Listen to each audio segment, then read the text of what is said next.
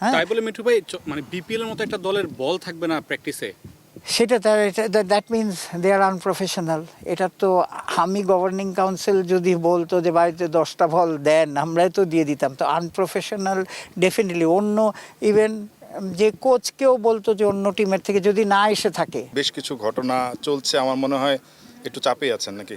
Definitely চাপে আছি। 2-3 ঘন্টা আগে যদি একটা টিম বলে যে আমরা ফাইন্যান্সিয়ালি সাপোর্ট দিতে পারছি না, হ্যাঁ, তো সুতরাং এটা হইলে মানে আপনি চিন্তা করেন প্রচণ্ড প্রেশার। তারপরেও আমরা ম্যানেজ করে টিমটাকে আমরা টেক ওভার করে হাবিবুল বাশারকে আপনার টেকনিক্যাল কমিটি থেকে রিজাইন করিয়ে আজকে এই লাস্ট 2 ঘন্টার মধ্যে আমরা করলাম কি ওকে টিম ডিরেক্টর বানিয়ে দিয়ে কোচ বাবুলকে ঢাকার থেকে ফ্লাই করা হচ্ছে, আর নাফিস ইকবালকে ম্যানেজার করে আমরা আজকে সেট করলাম যে cricket board is taking over.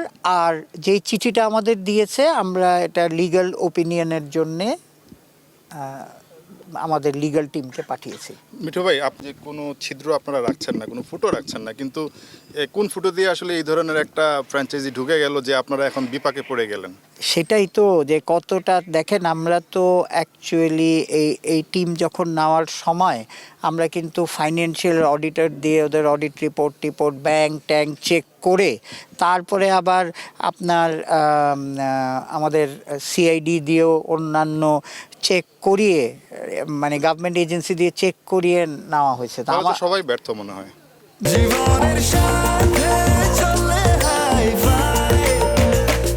স্বাস্থ্যকর অল টাইম হানিকম, সব সময় অল টাইম হেলদি লাইফ।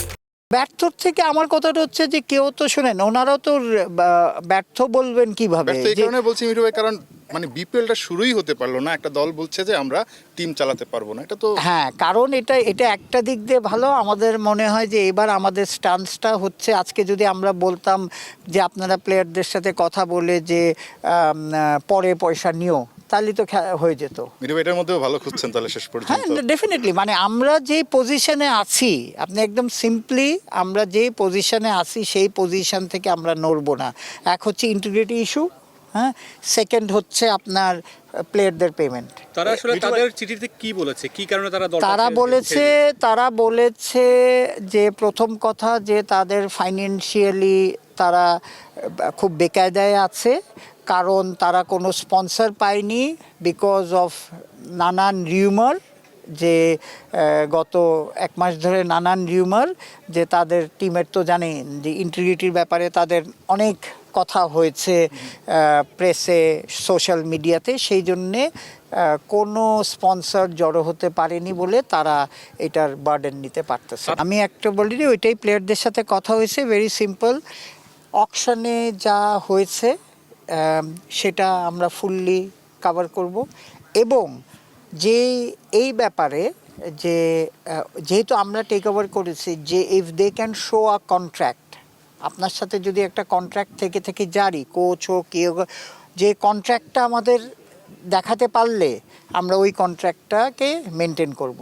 আমাদের কাছে ওনাদের টাকা রয়ে গেছে, হ্যাঁ, plus financially we had covered, financial instrument দিয়ে উই হ্যাড কাভার্ড 10 crore টাকা। সেটাকে কি আপনারা রেখে দেবেন না ফেরত দিয়ে দিবেন? সেটা আমরা তো লিগ্যাল ডিপার্টমেন্টের উত্তরটা আসুক, তখন আপনাদের জানিয়ে দিব, কারণ এটা লিগ্যাল টিম উইল সে। এখন আপনি টিম নিয়ে আপনি যদি নাই পারতেন তাহলে টিমটা নিলেন কেন? সো আমাদের কোয়েশ্চেন হচ্ছে এটার যে সবাইকে অ্যাংজাইটিতে ফেলে জাস্ট 3 ঘন্টা আগে আপনি চিন্তা করেন যে 3 ঘন্টা আগে আপনি আমাদের না করে দিচ্ছেন। এখন এই অবস্থা নাইম শেখ তো ড্রাফটে আসলে নাম ছিল, এবং ড্রাফটের থেকে তিনি আসলে 1,10,00,000 টাকা এখান থেকে সেল হয়েছে, আসলে সেই টাকাটা তো পুরোটা তিনি পাচ্ছেন 100%। মিঠু ভাই, কালকে থেকে বিপিএল শুরু, আপনি দেখছেন আপনার মানে বোর্ড থাকার কথা, সেটা নাই। প্রেস কনফারেন্স রুমে কোনো স্পন্সরশিপের নাই, আপনারা মনে হয় এখন অফিসিয়ালি স্পন্সরও অ্যানাউন্স করেন নাই। শোনেন, আমি একটু শেষ করে নেই। তারপরে চিটাগাংয়ের এই অবস্থাটা, নোয়াখালীর প্রধান কোচ চলে গেছেন, কোনো ক্যাপ্টেন্স প্রেস মিট নেই, কোনো ক্যাপ্টেন্স ফটো সেশনও নেই, সেগুলো অনেক পরের কথা। আপনাদের কি অ্যাট এনি স্টেজ মনে হচ্ছে যে এই বিপিএলটা করাটা আপনাদের জন্য কোনো কারণে ভুল হয়েছে? মানে শোনেন, এনি স্টেজ না, বাট আমি সব সময় আগেও বলেছি যে এত শর্ট টাইমে বুঝছেন, সবচেয়ে বড় হচ্ছে যে টাইমটা আমরা পেয়েছি। আমি অক্টোবরের বোধহয় 12-13 তারিখে রেসপন্সিবিলিটি পেয়েছি। আজকে দেখেন এত শর্ট টাইমে এত কিছু করা, এরকম হয়তো যে আগের টিম ছিল, হ্যাঁ, তাহলে কিন্তু খুব সহজ হতো। মানে আমরা তো সব নতুন করে টিম নিতে হয়েছে, কারণ আগের কন্ট্রাক্টগুলি সব আপনার শেষ হয়ে গেছিল।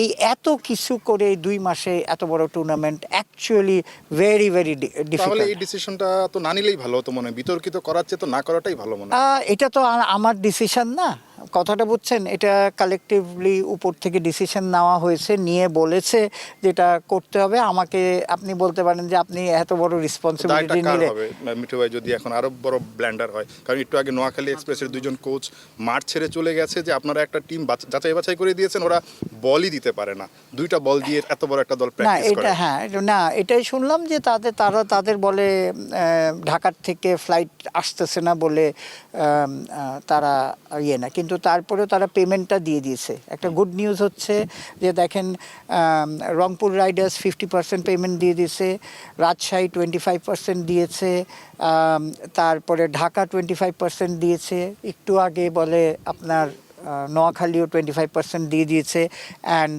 বিকালে বলে সিলেট দিয়ে দিবে। হ্যাঁ, তাই বলে মিঠু ভাই মানে বিপিএল এর মতো একটা দলের বল থাকবে না প্র্যাকটিসে?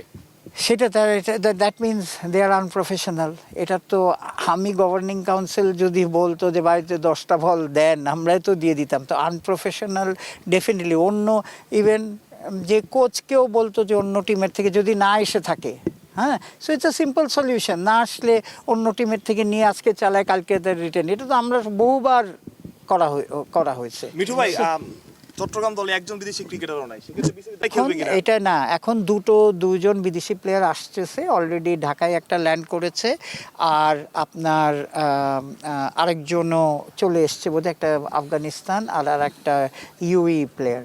কিন্তু হাবিবুল বাশারকে দায়িত্ব দেওয়া হয়েছে যে তারা তো টিমের স্ট্রেংথ নিয়ে হিসাবে তারা আপনার প্লেয়ার নিচ্ছে। বিপিএল শুরুর আগের দিন যে এরকম অবস্থা হলো, আপনারা কি একটু উদ্বিগ্ন যে থ্রুআউট দ্য বিপিএল আগামী 1 মাস কি হবে এটা নিয়ে? এটার আমার কাছে উত্তর নাই। ডেফিনেটলি এটা in difficult position, we are in difficult position. তো আমাদের এখন সবাই মিলে আমাদের টুর্নামেন্টটা চালু রাখতে হবে। আপনি বলছিলেন যে ডিসিশনটা আপনার না, তবে ডিসিশনটা এই কঠিন পরিস্থিতিতে করার ডিসিশনটা কার তাহলে? আমাদের collectively board has taken a decision. So ওইখানে 25 জনের মধ্যে আমিও একজন। আচ্ছা, কথাটা বুঝছেন? নোয়াখালী লাস্ট টপিকে আর কি, বলেন। আপনার কি মনে হয় যে এটাও আপনাদের টেক ওভার করতে হইতে পারে এট সাম পয়েন্ট? টাকা তো দিয়ে দিয়েছে, কথাটা বুঝছেন? এখন এইগুলি সব টিমেই থাকতে পারে। ধরেন আমরাও ক্রিকেট খেলছি, বল আসেনি, but you have to handle it professionally. হ্যাঁ, দুর্ব্যবহার করেছে অভিযোগ। হ্যাঁ, সেটা আমিও শুনেছি। এখন আমাদের সুজনের মতো একজন ফর্মার ক্যাপ্টেন বা one of the best coach, তার সাথেও তার সাথেও এগুলি করা তো উচিত না। তো আমার সাথে কথা হইলে আমি এটাই সাজেস্ট করব যে they have to be professional, handling the players, handling the management. চট্টগ্রামের মতো অবস্থা হয় তাহলে কি আপনারা টেক ওভার করবেন কিনা? বিসিবি প্রস্তুত কিনা টেক ওভার করতে? এটা তো এটা উত্তর তো সেম। আরো কষ্ট যাই হলো আমরা করব, এটা গ্যারান্টিড ফ্রম বলেন। পর থেকে কি এটার ফ্র্যাঞ্চাইজি লিগ বলার সুযোগ আছে কিনা? কিসের টেক ওভার করা, বিসিবি টেক ওভার করা? না, এটা তো আপনি পিএসএলও কিন্তু দেখেন আছে,